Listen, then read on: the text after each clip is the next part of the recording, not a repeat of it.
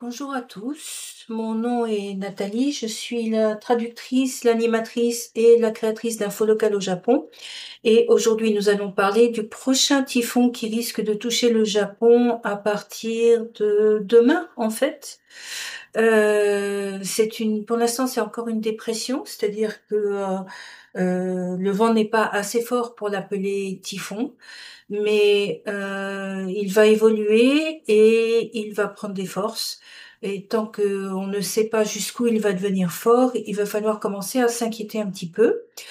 Donc j'aimerais expliquer la courbe, enfin la carte des typhons que vous pouvez aussi retrouver sur l'application Japan Shelter Guide lorsque vous êtes dans l'application, de façon à ce que vous puissiez suivre de vous-même l'évolution et prendre vos décisions concernant les transports et l'endroit où vous allez vouloir dormir dans les jours à venir. Alors, on va rentrer un petit peu dans les détails parce que là, cette fois-ci, les prévisions sont un petit peu particulières. Habituellement, les typhons ont une courbe de progression qui continue soit vers la droite, soit vers la gauche. Mais apparemment, pour l'instant, les prévisions de la Japan Meteorological Agency disent que le typhon devrait disparaître à peu près dans ces eaux-là. Ce qui est une bonne nouvelle pour nous, si vraiment c'est ce qui se passe. Alors, pourquoi je dis ça? Je dis ça parce que d'abord il y a l'expérience et puis ensuite parce que pour l'instant le typhon n'est pas un typhon, le typhon est une dépression et que quand le typhon deviendra un véritable typhon, il pourrait tout d'un coup se mettre à devenir plus fort et il faudra donc être prêt. Alors, concrètement, comment ça se passe? Pour commencer, là, je sais que ça n'est pas encore un typhon parce que vous voyez qu'ici, où l'œil se trouve, c'est encore appelé A. Lorsque c'est un typhon, on met un numéro et sauf erreur, ça devrait être le numéro 12 ou le numéro 13 de cette année. Je n'arrive plus à compter, mais je crois qu'on est à 12 ou 13.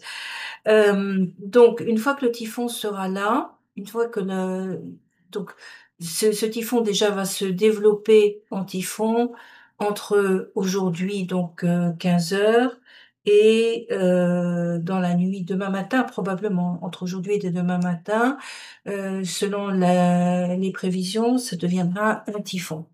Alors, un typhon, ça a une énorme signification, mais comme je l'ai mis sur les réseaux sociaux, au Japon, les tempêtes tropicales, c'est-à-dire que ce ne sont pas les hurricanes des États-Unis, sont aussi appelés des typhons. Hein. Et pourquoi on les appelle des typhons? Parce qu'ils présentent un risque non seulement à cause du vent, mais surtout à cause de la pluie. Le Japon, ce sont des îles avec des zones très montagneuses et abruptes, et quand il se met à pleuvoir extrêmement fort, il y a des risques de dégâts qui sont souvent plus importants que par les dégâts du vent, si le vent ne passe pas sur la terre ou ne passe pas très près sur le côté droit. Donc ça c'est une chose qu'il faut comprendre. Néanmoins, un typhon est une source de danger pour le vent, une source de danger pour la pluie, et c'est une source de danger en mer, donc on va en parler et on va parler de la façon de se protéger aujourd'hui. Alors, pour commencer, donc le typhon, une fois qu'il sera un typhon, pourquoi est-ce qu'on voit ces cercles? Les cercles servent à indiquer la position du typhon à une heure donnée. Donc là, vous voyez qu'il y a marqué 19:03. Donc 19, c'est le 19 août à 3 heures du matin. Le cercle suivant, ça serait le 19 août à 15 heures, le 20 août à 15 heures, le 21 août à 15 heures, le 22 août à 15 heures. Ensuite, pourquoi est-ce qu'on voit des cercles comme ça? Les cercles indiquent la position probable de l'œil du typhon. D'accord? Donc, si on regarde à 3 heures du matin le 19, le typhon pourrait être n'importe où sur cette ligne entre ici et ici. D'accord? Donc, l'œil du typhon pourrait être n'importe où. S'il suit la trajectoire qui est au milieu, ça veut dire que si les prévisions ne se trompent pas, le typhon va passer par ce chemin-là. Mais si les prévisions se trompent, il peut passer plus à droite ou il peut passer plus à gauche. Bien entendu, si demain il se trouve ici, les prévisions vont changer du tout au tout. La course qui est au milieu se trouvera ici. Et à ce moment-là, il est possible que le typhon évolue dans ce sens ou qu'il évolue dans ce sens. D'accord? Donc, plus on s'éloigne de la date fatidique du passage du typhon, euh, enfin pas de la, je reformule ça, plus on s'éloigne de la date de départ des prévisions, plus les prévisions sont incertaines. Et plus le cercle est grand, et plus les prévisions sont incertaines, puisque ça voudrait dire que à cette date-là, le typhon pourrait être n'importe où entre là et là. Donc soit sur le Kyushu, soit carrément de l'autre côté en allant vers la Chine. Donc, pour l'instant, c'est un petit peu tôt pour paniquer pour les gens qui sont dans le Kyushu. Néanmoins, euh, l'expérience et puis l'orientation du typhon peuvent inquiéter les gens qui se trouvent dans les régions du Kyushu et d'Okinawa pour plusieurs raisons, et donc on va en parler maintenant. Alors, pour les personnes qui n'ont jamais suivi mes vidéos jusqu'à présent, je réexplique comment comprendre la course d'un typhon. Je déplace un petit peu pour que ce soit plus clair. Les typhons se déplacent en longeant des anticyclones et au fur et à mesure qu'ils longent l'anticyclone, ils se laissent porter sur le vent de l'anticyclone. Et donc, si l'anticyclone qui se trouve à droite du typhon est prédominant, ils vont se déplacer dans ce sens-là, d'accord? Mais à l'intérieur du typhon, c'est-à-dire à l'intérieur, dans cette zone-là, il y a des nuages qui tournent en rond. Et les nuages tournent en rond. Et ces nuages-là sont portés par un vent du typhon qui tourne en rond. Et plus on est près du centre du typhon, plus le vent est fort. À l'heure actuelle, l'évaluation du vent est pour, ça c'était à 16h10, pour demain à 15h, on va regarder pour demain matin, il sera de 18 mètres par seconde, ce qui correspond à, excusez-moi, j'ai pas ça en tête, donc 18 mètres par seconde, de toute façon, c'est moins de 70 km heure. C'est 64,8 sauf erreur, kilomètres heure. Donc c'est pas extrêmement rapide, mais c'est quand même assez rapide. Et les bourrasques, c'est-à-dire qu'il y a du vent fort, et puis il y a des bourrasques. Et les bourrasques pourraient aller jusqu'à 25 mètres par seconde. Là, pour le coup, c'est fort, ça fait du 90 km heure. À 90 km heure, une personne est renversée par le vent et ne peut pas tenir debout. À 90 km heure, les panneaux publicitaires peuvent s'envoler. Il peut y avoir des dommages comme des panneaux de signalisation qui se plient en deux, etc. Donc, on recommande, à partir du moment où on sait que ça va devenir une tempête tropicale ou un typhon, de rester à l'intérieur le temps du passage du typhon. Maintenant, les dangers ne sont pas les mêmes si on se trouve à droite ou à gauche du typhon. Et ça, c'est très important de le comprendre. Si on se trouve à droite du typhon, ce qui se passe, c'est que je vais mettre un crayon qui reste pour que ce soit clair. J'espère que ça va marcher. Donc, on se souvient que le typhon se déplace dans ce sens-là, d'accord? Et en plus de ça, le typhon, le vent du typhon tourne dans ce sens-là, dans le sens inverse des aiguilles d'une montre. Donc, si je regarde le typhon, on va avoir du vent plus du vent, donc 2 fois du vent ici. On va avoir beaucoup de vent ici. On va avoir beaucoup de vent ici. Mais ici, il va y avoir le vent du déplacement du typhon qui va faire concurrence. Et donc, quand le vent redescend, il faiblit un petit peu parce il est confronté à un autre vent. Mais s'il continue à tourner, il va reprendre des forces et le cycle continue jusqu'à ce qu'il avance. Donc, les personnes qui vont se retrouver sur la droite de la trajectoire du typhon, donc sur la droite de cette ligne, hein, si la course est bien ce qui est annoncé, auront 2 fois plus de vent que les personnes qui se trouvent sur la partie gauche de cette ligne. D'accord? Et comme il y aura 2 fois plus de vent, il y a des risques que le vent fasse des dégâts sur toutes les régions où qui se trouvent à droite de la trajectoire du typhon. Et dans ces conditions-là, cela veut dire qu'il va falloir se préparer et Okinawa de se préparer dès maintenant, en faisant un stock de nourriture, de boissons, en faisant en sorte, d'attacher tout ce qui risque de voler, d'accord? De s'assurer aussi, que, les vitres ne se briseront pas si jamais le typhon est plus fort qu'anticipé. 25 mètres par seconde, les vitres ne se briseraient pas dans un immeuble neuf, ça c'est certain. Dans une vieille maison, il y a toujours un risque, d'accord? Ensuite, se préparer pour le risque de coupure d'électricité, parce que ça, c'est une possibilité, très certaine et se préparer aussi pour, des problèmes, des perturbations dans les transports. Alors, qu'est-ce qu'on appelle perturbations dans les transports? Ça va être les bateaux qui vont certainement pas circuler à partir de ce soir. Probablement pas, en tout cas, heu, sur toute la région d'Okinawa. Pour le Kyushu, ça pourrait peut-être commencer à s'arrêter le 20, mais de toute façon, il va falloir suivre les informations, d'accord? Ensuite, les avions, bien entendu, si une région se trouve dans le cercle du typhon, les avions ne voleront pas.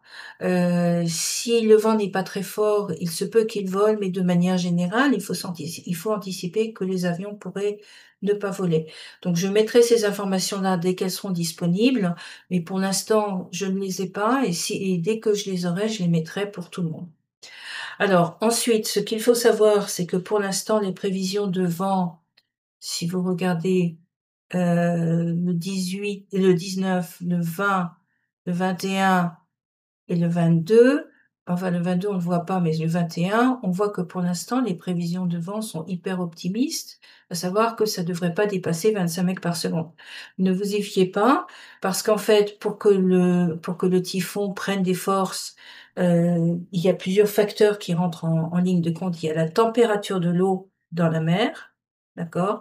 Et cette année, la température de l'eau est certainement beaucoup plus élevée que les années précédentes en raison de la chaleur, qui est exceptionnelle cette année. Ensuite, il y a la vitesse de déplacement du typhon. Plus un typhon stagne dans une même région, plus il peut prendre des forces, d'accord? Et s'il ne se déplace pas vite, il va prendre de plus en plus de force, il va gonfler, ce qui veut dire que les vents qu'on anticipe actuellement à 18 mètres par seconde pourraient devenir bien plus puissants dans l'avenir, ce qui veut dire que, il faut se préparer, d'accord? Ensuite, l'autre facteur qu'il va falloir suivre, c'est la course du typhon. Alors, si les prévisions ne se trompent pas, le typhon va mourir, enfin va redevenir une dépression à peu près dans cette zone-là. Si les prévisions se trompent, et si je me réfère aux années précédentes, on a 2 cas de figure qui se passent assez fréquemment. C'est qu'on nous annonce un typhon à peu près à cette hauteur-là, et puis une fois qu'il a passé Okinawa, le typhon a la gentillesse d'aller se balader vers la Chine. Et puis le deuxième cas de figure, on nous annonce à partir d'Okinawa, une fois qu'il a passé Okinawa, il se rapproche comme ça, il reste quand même suffisamment loin du Kyushu et puis il tourne vers la mer du Japon. Ça, ce sont les expériences qu'on a déjà eues. À l'heure actuelle, la Japan Meteorological Agency ne le voit pas suivre ce genre de course. Il pense que ça va s'arrêter ici, que ça redeviendra une dépression, ce qui veut dire que le danger lié à la pluie sera le même danger que de très grosses fortes pluies, de très grosses précipitations. Donc les pluies qu'on a eues, par exemple à Kumamoto la semaine dernière, pourraient se reproduire ou ne pas se reproduire. Mais malheureusement, cela pourrait être tout à fait possible. Ce qui veut dire donc que, pour l'instant, le point numéro un sur lequel on doit s'inquiéter, c'est Okinawa, d'accord? Le point numéro 2, ça sera le Kyushu, mais que pour le Kyushu, on n'a aucune certitude à l'heure actuelle. Alors ensuite, faut-il avoir vraiment très, très peur ou faut-il s'inquiéter sans être trop inquiet? Dans la situation actuelle, moi je pense que s'inquiéter, énormément est un petit peu rapide. Néanmoins, c'est parce que pour l'instant, on n'a pas assez d'informations. Donc, le principe de prudence s'applique. Le principe de prudence vous dit, ben, vous vous préparez. Si jamais il ne grossit pas, vous criez: «Chouette, on s'en est sorti, puis on en profite». Et s'il grossit, ben, vous serez prêt. Vous serez prêt pour tout. D'accord? Alors, faut-il annuler un voyage dans le Kyushu? Heu, Très honnêtement, après la partie de Hokkaido, on a eu des typhons qui ont tout d'un coup décidé de s'orienter dans ce sens-là. Et malheureusement, si vous changez votre voyage, trop tôt, vous risquez de regretter. Moi-même, quand je suis arrivée dans le Kyushu pour m'installer dans le Kyushu, j'ai eu cette expérience. J'ai annulé un voyage et en fait, j'avais pas besoin d'annuler parce qu'il est jamais venu. Hem, ça arrive, hein, c'est donc, à moins que vous ayez un impératif de date absolu et que vous ayez absolument besoin d'être de retour, pour un avion pour repartir à l'autre bout du monde, et que vous voulez pas prendre de risques et que, vous êtes vraiment très, très, très inquiet, ce que moi je ne suis pas pour le moment, heu, vous avez encore le temps de prendre la décision. Pour le Kyushu, pour Okinawa, c'est un petit peu tard, mais pour le Kyushu, vous avez au moins jusqu'au 20, et peut-être jusqu'au 21 pour prendre une décision, finale. Alors la taille du typhon pour l'instant, c'est 165 kilomètres de diamètre. Alors, pour vous donner une idée de la taille, de là à là, il y a 380 kilomètres à peu près. Donc vous prenez la moitié et ça vous donne à peu près la taille du typhon, d'accord? S'il se forme avec la taille qu'ils annoncent. Alors comment je sais cette information-là? Je peux vous montrer, c'est facile. Si vous regardez ici, attendez, c'est peut-être ici, je reviens ici. Je l'avais hier, mais là, ça y est pas encore. Je l'ai peut-être vu dans les bulletins météo.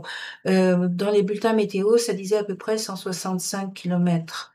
Donc, si vous prenez 165 kilomètres, si vous divisez le typhon en 2, la partie gauche, c'est beaucoup de pluie, pas mal de vent, beaucoup de pluie, mais c'est surtout la partie droite qui nous inquiète et puis à l'avant du typhon. Dans ce cas-là, si vous regardez ça, vous dites, bon, sur une superficie de 80-100 kilomètres à peu près, il va y avoir beaucoup de vent. Donc si le typhon se déplace en mer, ce sont les îles qui seront les plus touchées. S'il se déplace plus vers le Kyushu, les côtes du Kyushu vont être touchées. Voilà. Donc, j'espère que ces explications vous suffisent pour cette fois-ci. Encore une fois, si vous annulez trop tôt, les frais d'annulation de vos hébergements, de vos transports, etc., sont à vos frais. D'accord?